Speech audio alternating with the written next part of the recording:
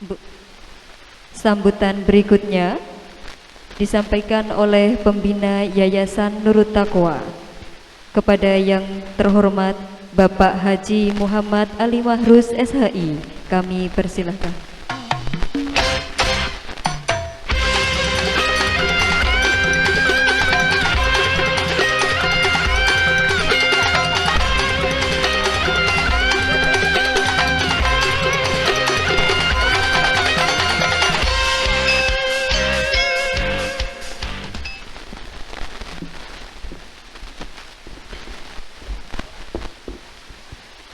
Bismillahirrahmanirrahim.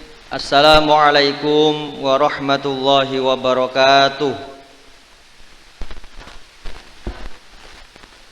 Bismillah, hamdanillah, wassalatu wassalamu ala rasulillah, la hawla wa la quwata illa billah, amma ba'd.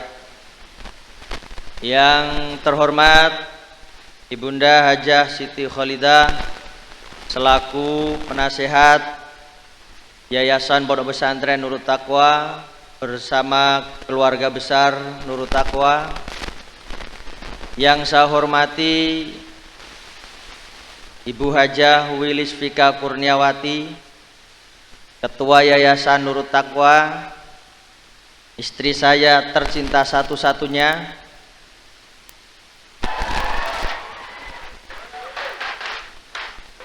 bukan salah satunya tapi satu-satunya. Kalau salah satunya bisa diprotes saya.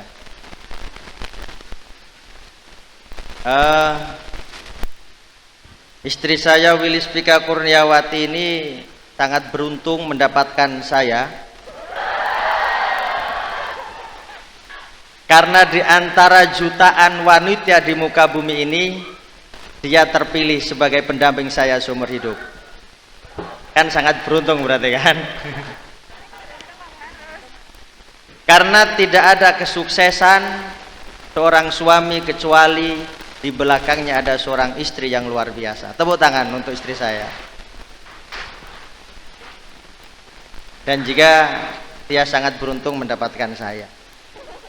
Yang saya hormati Bapak Yusuf Bibisono selaku pengawas wali SMK Banyuwangi, yang saya hormati Ibu Puja Stuti selaku kepala sekolah beserta jajaran pengurus dan dewan guru serta karyawan atau staf tata usaha, yang saya hormati para tamu undangan baik dari Muspika Kecamatan Songgon maupun Muspika Kecamatan Rogo Jampi selaku tuan rumah.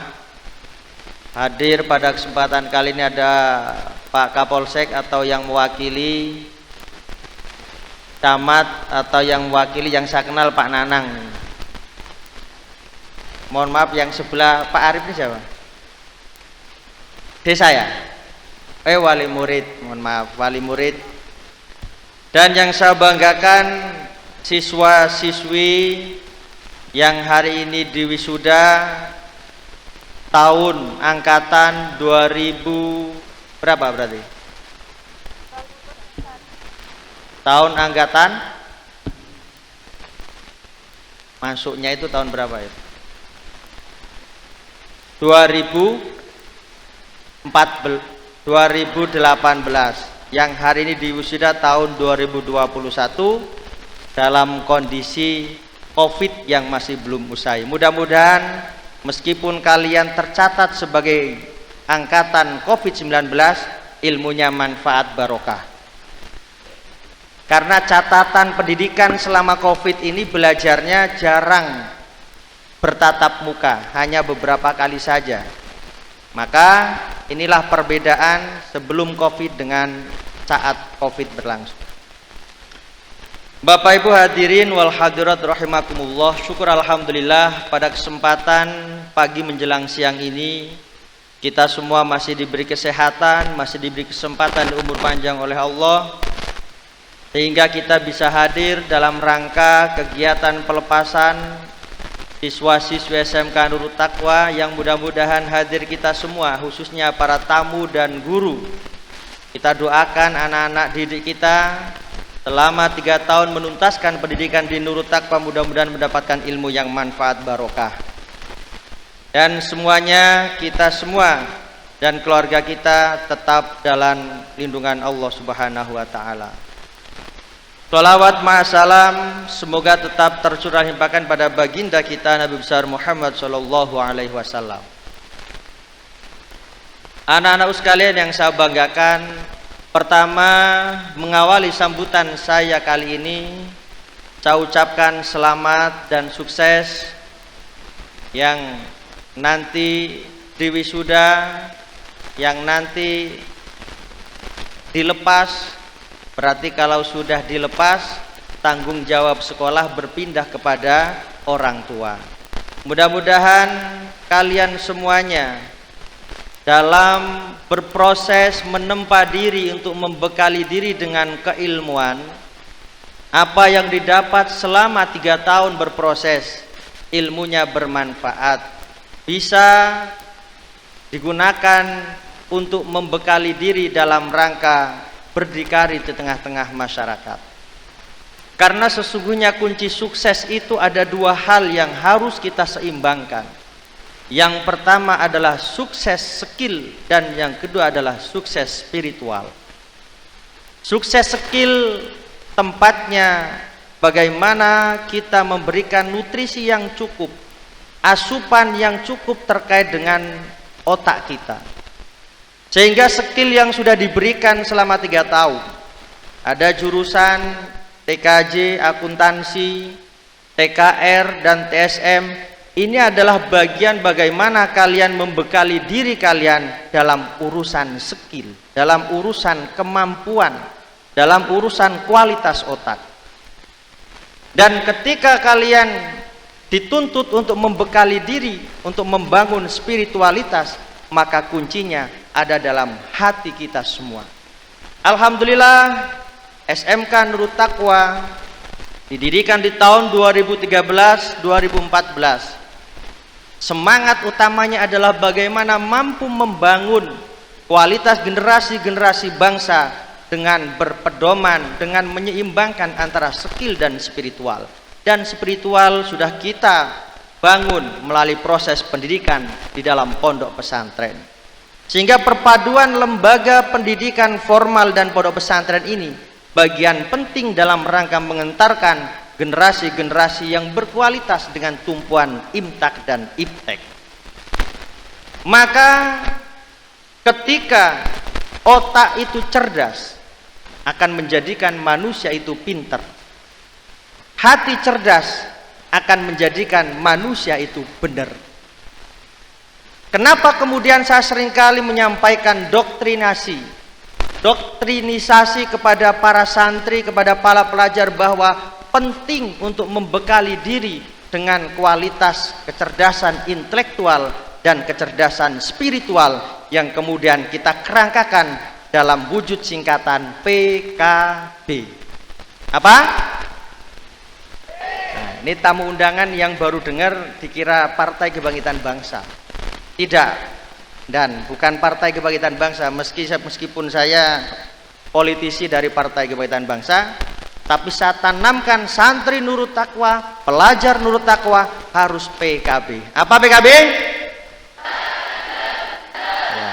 Pinter ora kendel nganggur, kendel ora pinter ngawur. Semuanya harus dibikai dalam kebenaran. Maka nih pinter, kendel, bener. Ini penting, Pak. Kunci menjadi pemimpin yang sukses kudu pinter, kudu kendel, kudu bener. Pinter kuncinya ada di otak, bener kuncinya ada di hati. Zaman-zaman para wali, orang-orang dulu itu banyak orang bener tapi kurang orang pinter. Sekarang kira-kira seperti apa? Banyak orang pinter tapi kurang pati bener. Maka membuat pinter orang yang sudah bener ini lebih mudah daripada membuat bener orang yang sudah pinter. Dicerna ini kata-kata. Membuat pinter orang yang sudah bener itu lebih mudah daripada membuat bener orang yang sudah kadung pinter. Karena untuk menjadi benar, untuk menjadi baik itu tidak butuh pinter, syukur-syukur pinter dan benar. Maka nurut takwa, kader-kader nurut takwa harus pinter, kendel dan benar. Karena modal pinter, modal kendel ini akan menjadi modal pinter dan benar ini akan menjadi nyali tersendiri untuk membentuk karakter yang berani. Jadi meminterkan, membuat pinter orang yang sudah benar itu lebih mudah daripada membuat benar orang yang sudah pinter. Selamat datang, monggo dari koordinat gugus COVID.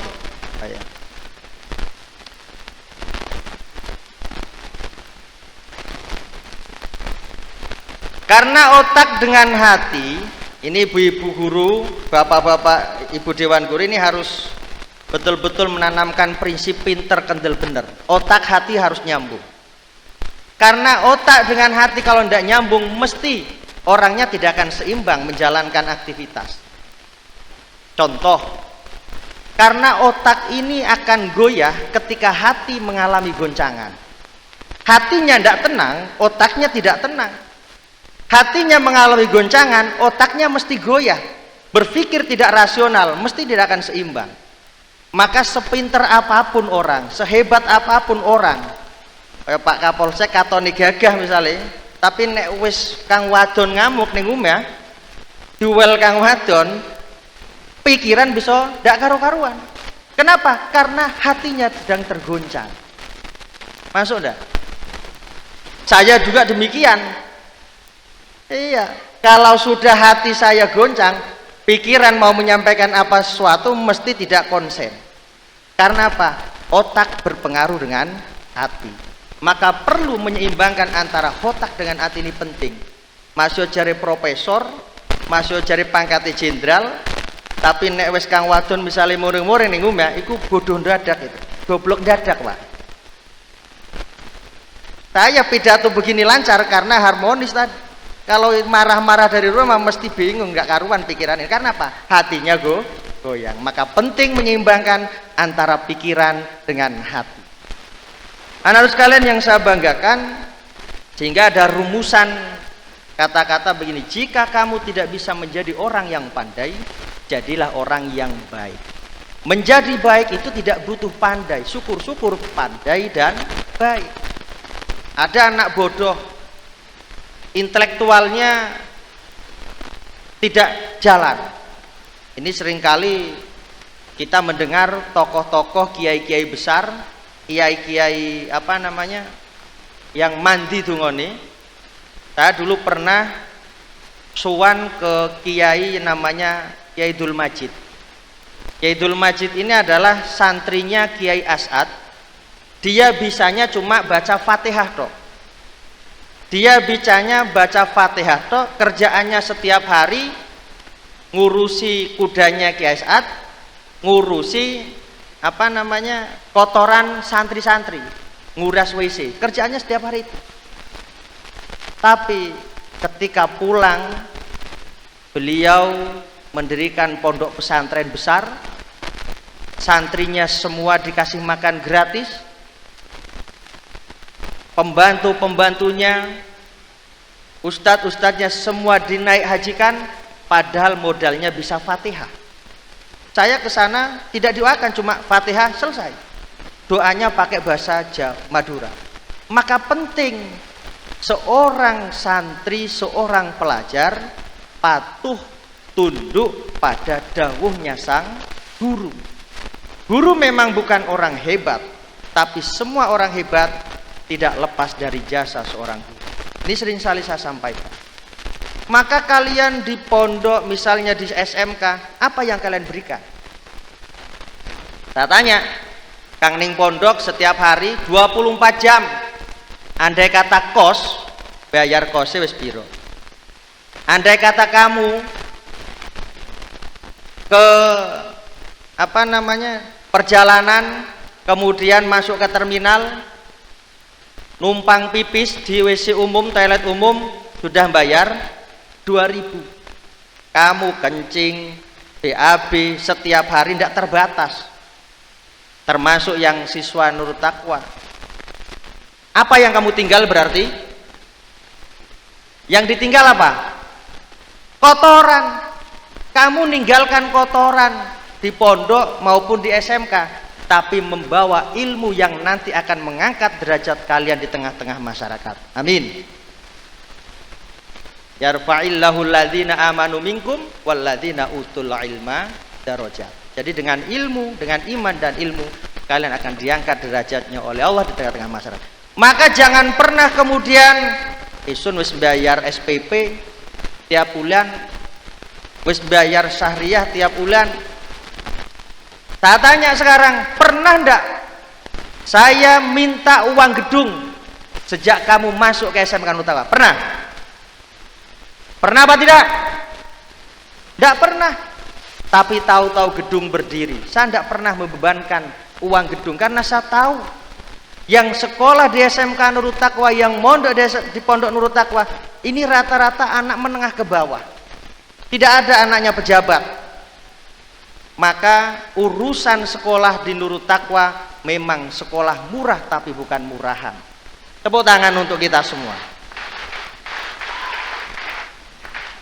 Kalau kalian berpikir saya sudah bayar syahriah per bulan di pondok 50.000 misalnya, di SMK 75.000, tidak cukup, bayar guru saja tidak cukup, maka jangan merasa kalian saya sudah memberikan sesuatu. Tidak ada artinya.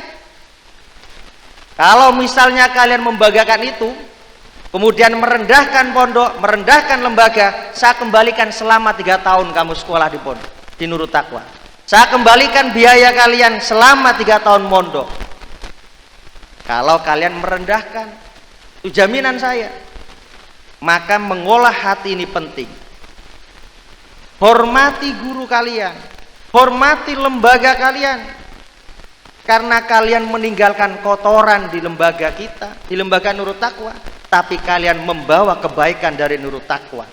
Makanya nek diatur sekali, misalnya contoh ini contoh, tidak boleh kampanye, tidak boleh konvoi, jangan macam-macam ada yang konvoi, apalagi anak pondok. Tahun lalu sudah tak keluarkan.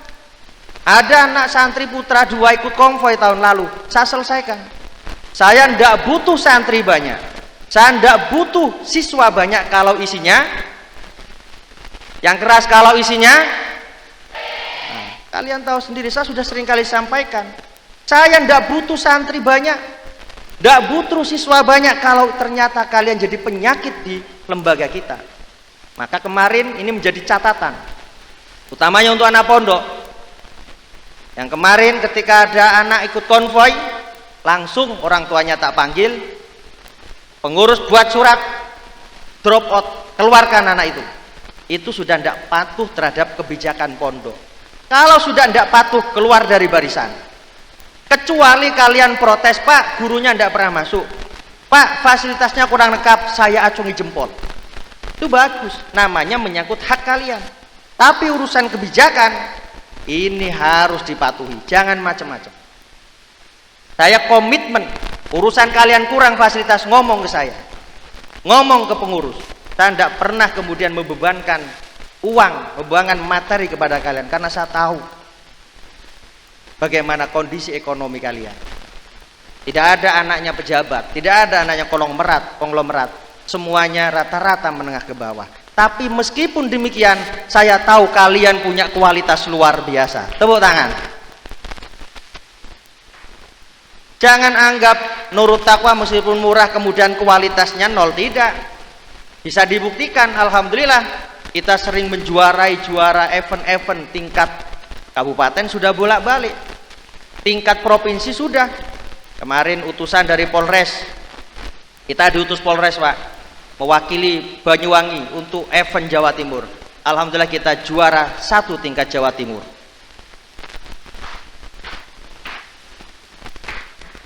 Kita juga seringkali mengikuti event-event yang berbasis kompetensi. Alhamdulillah seringkali mendapatkan juara. Dan ini menunjukkan kualitas Nurut Taqwa luar biasa. Dan itu semua berkat jasa para guru-guru kalian. Tepuk tangan untuk para guru-guru. Maka jangan pernah lupakan guru kalian. Meskipun kalian nanti hebat, sudah jadi pengusaha besar, sudah jadi pejabat, jangan pernah punya pikiran lah guru nisun dingin sore sun. Jangan. Justru di situ nilai keberkahan kalian tidak akan muncul.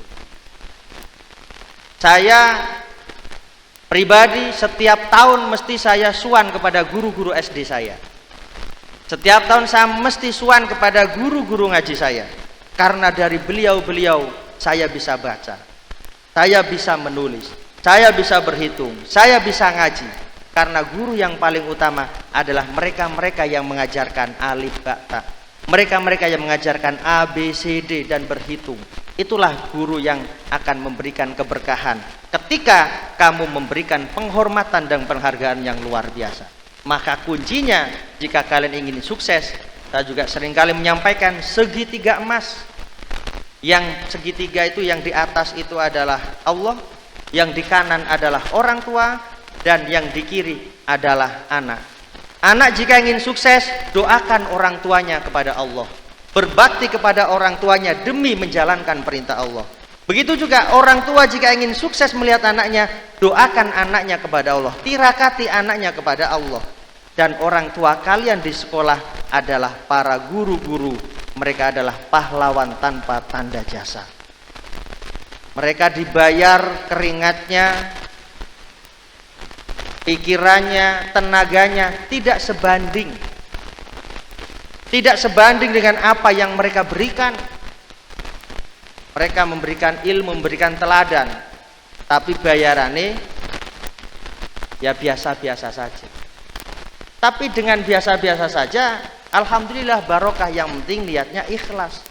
Ikhlas itu memang tidak tampak dan tidak perlu ditampak-tampakkan, karena keikhlasan itu akan dibalas sendiri oleh Allah Subhanahu wa taala. Oleh sebab itu, kalau dibandingkan dengan gajinya PNS jauh, apalagi dibandingkan dengan gajinya pejabat DPR kayak saya jauh. Saya juga pengalaman jadi guru. Dan kerjaan guru itu banyak, di samping banyak juga ribet, karena kerjanya mengandalkan otak. Beda dengan orang yang kerjanya yang buruh harian. Masih banyak yang buruh harian kerjanya. Buruh harian sekarang satu hari berapa? 90 dikali 30 hari berapa? 3.600.000 kalau full, ya kan? Sementara Bapak Ibu Dewan Guru maksimal kadang 1 bulan cuma 1 juta, itu sudah ngoyo. Kadang otaknya tidak bisa tidur karena masih berpikir untuk besok seperti apa. Nek orang kerja buruh ngandalkan tenaga, mari kesel, tinggal turu hilang, besok pulih lagi. Kalau pikiran tidak. Maka kalian jangan pernah berpikir saya sudah memberikan sesuatu ke lembaga ini, saya sudah memberikan sesuatu ke pondok ini, saya sudah bayar. Jangan berpikiran begitu. Kalau ada yang kemudian berpikiran seperti itu, tak kembalikan. Ngomong ke saya sendiri, berapa total yang sudah kamu bayarkan kalau kamu melecehkan, menghinakan terhadap kebijakan pondok pesantren. Maka saya minta jangan sampai ada pelajar Nurut Taqwa, utamanya santri, yang ikut konvoy. Tangkap saja Pak nanti Pak. Ditangkap, dak wis ning anu nangis. Ngene wong pinter tapi rok kendel, nganggur. Boleh bareng. Pinter tapi tidak punya keberanian, suruh tampil tidak berani. Ya mesti tidak jadi, hanya menjadi penonton. Kendel tapi rok pinter ngawur, modali kendel. Ayo trek-trekan, ayo sontokan, tapi setelah dicekel polisi nangis, iku arane wong modal ngawur. Maka Nurut Taqwa kudu apa PKB? Pinter kendel bener. Nah, kalian sudah melalui proses ujian, dan keilmuan seseorang, kemampuan seseorang tidak akan terbukti kalau belum teruji. Ingat-ingat, kemampuan seseorang, kualitas seseorang tidak akan terbukti, diakui oleh orang lain kalau belum teruji. Hari ini kalian mulai kelas 10 sampai kelas 12 sudah melalui tahapan ujian, berarti kamu terbukti kamu lolos dari tahapan awal di SMK. tapi belum tentu kamu lolos. Bagaimana tahapan selanjutnya? Di mana? Di masyarakat. Ini yang lebih penting. Karena di masyarakat ojo ngandalakan pinter, tapi yang paling utama adalah akhlak. Makanya santri dilatih untuk mandiri, santri dilatih untuk bagaimana punya karakter keilmuan yang seimbang antara ukhrawi dan duniawi. Santri dilatih bagaimana mengedepankan nilai-nilai akhlakul karimah. Maka saya selama ini tidak pernah mendengar, tidak pernah tahu baik di media elektronik maupun cetak ono santri nyontoki gurune, nyontoki ustadi, ono santri ngeroyok ustadi, apalagi membunuh. Tidak pernah ada cerita itu, karena memang di lingkungan pondok pesantren ditanamkan nilai-nilai akhlak. Tapi kalau yang namanya pelajar, tidak hanya ngeroyok, tidak hanya memukul gurunya, tidak hanya yang lama, tapi apa yang terjadi? Membunuh pun dilakukan. Pernah dengar enggak? Pernah tahu? Ya, di Madura ada gurune mari nyangsi, pulang ditusuk. Ini akhlak yang tidak benar. Maka pembangunan karakter penting. Saya tekankan sekali lagi, khususnya kepada para santri, jangan pernah punya pikiran kalian apa yang sudah saya berikan. Jangan sampai kalian punya pikiran saya sudah memberikan prestasi, saya sudah memberikan ini itu kepada lembaga. Tapi kamu setidaknya berpikir, saya lulus dari pondok, lulus dari SMK, yang saya tinggalkan adalah kotoran, yang saya bawa adalah kebaikan. Maka jangan pernah sekali-kali kalian menciderai komitmen ini. Kalau sampai ada santri yang tidak taat, saya jamin, saya pengen lihat kesempurnaan hidupnya kelak. Kalau sudah menyakitkan hati gurunya, kalau sudah membuat hati gurunya sakit, mencederai, melukai, maka kalian akan mendapat hambatan dalam berproses di tengah-tengah kehidupan bermasyarakat. Ini penting. Oleh karena itu, ketika kalian melawan orang tua, sehebat apapun kalian, sepandai, sekaya, sepinter apapun kalian, tidak akan ada nilai berkahnya. Dan orang tua kalian di pondok adalah para ustadz-ustadz kalian, para guru-guru kalian yang di sekolah. Ini kalau kemudian kalian melawan kebijakan, apalagi kemudian merendahkan, saya jamin, saya pengen tahu kesempurnaan hidupnya. Karena orang tua kalian itu menurunkan kalian dari alam azali menuju alam dunia, proses kelahiran. Itu orang tua kalian. Ya kan? Tapi yang namanya guru mengangkat derajat kalian dengan keilmuan yang kalian miliki, yang nantinya diangkat derajatnya oleh Allah. Saya berharap kalian harus punya pikiran yang positif. Jangan ada pikiran-pikiran negatif. Anak sekalian yang saya banggakan, nanti setelah kalian diwisuda, kalian pasti ada yang melanjutkan kuliah, ada yang melanjutkan kerja, dan mudah-mudahan sedikit yang melanjutkan ke jenjang pernikahan. Mudah-mudahan sedikit. Dan kalian sudah melalui ujian tahapan lolos dari SMK Nurut Taqwa. Karena SMK Nurut Taqwa ini prosesnya ketat. Ada enggak teman kalian yang dikeluarkan? Ada enggak? Ada. Berarti kalian lolos ujian itu. Karena di Nurut Taqwa hanya ada dua pilihan ketika kalian tidak serius sekolah. Ketika sekolah asal-asalan, kalian hanya dua pilihan. Yang pertama tidak naik kelas, yang kedua dikeluarkan dari sekolah. Tidak suka dengan SMK, tidak suka dengan kebijakan, keluar. Tidak apa-apa daripada jadi penyakit. Dan ini catatan bagi, ini kelas berapa ini? Kelas 10, prosesnya masih 3 tahun lagi. Dan saat titip, ini yang di wisuda berapa jumlahnya? 304. Semakin tahun, niki waktu palingnya.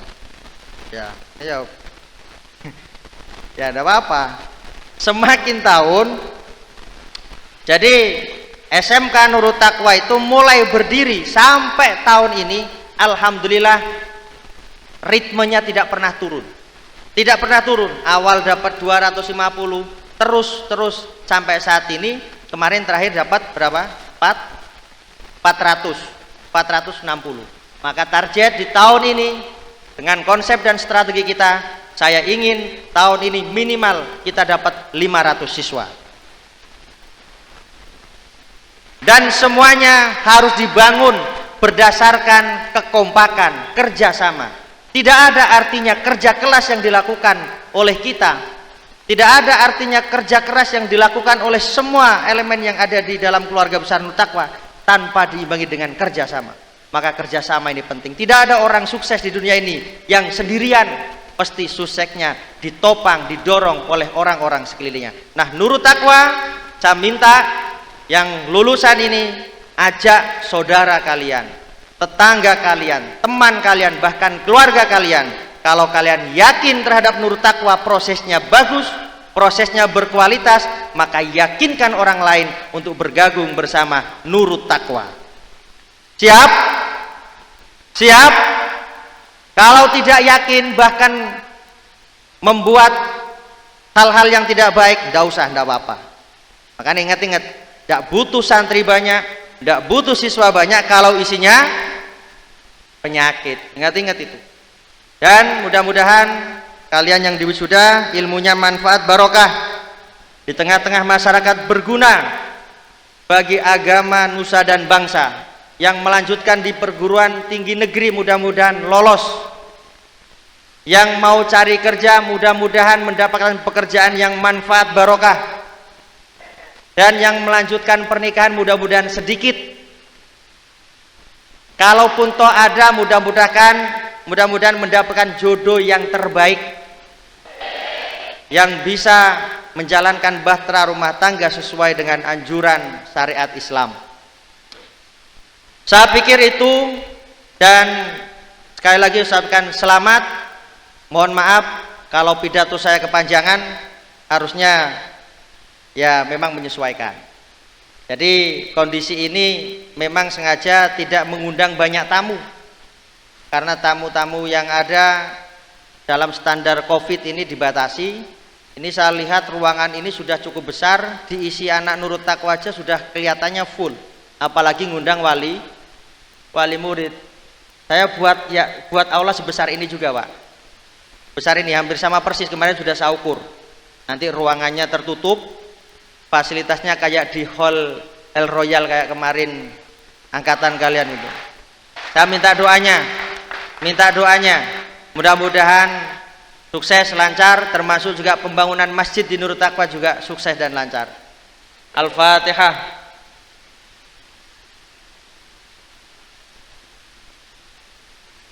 Terima kasih. Wallahul muwaffiq ila aqwamit thoriq. Wassalamualaikum warahmatullahi wabarakatuh. Kita berikan tepuk tangan untuk pembina Yayasan Nurut Taqwa, Bapak Haji Muhammad Ali Mahrus SHI.